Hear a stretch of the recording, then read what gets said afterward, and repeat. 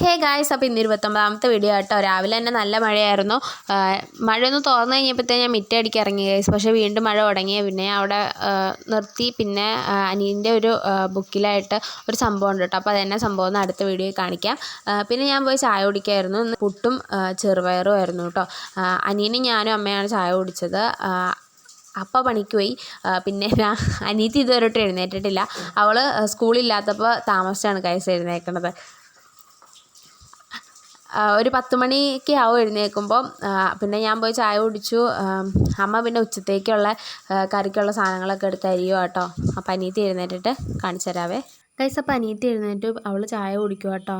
കുറച്ച് നേരം കഴിഞ്ഞപ്പോഴത്തേനും അനിയൻ ചാച്ചൻ്റെ ഒപ്പം ചൂണ്ടയിടാൻ വേണ്ടിയിട്ട് പോയിട്ടോ ഗൈസ്. അപ്പോൾ വൈകുന്നേരമായിട്ടോ. പിന്നെ ഞാൻ പോയി കുളിച്ചു. അപ്പോൾ ഇത്ര ഉള്ളൂ ഇന്നത്തെ വീഡിയോ. എല്ലാവർക്കും ഇഷ്ടപ്പെട്ടെന്ന് വിശ്വസിക്കുന്നു. അടുത്ത വീഡിയോയിൽ കാണാം. ടാറ്റാ.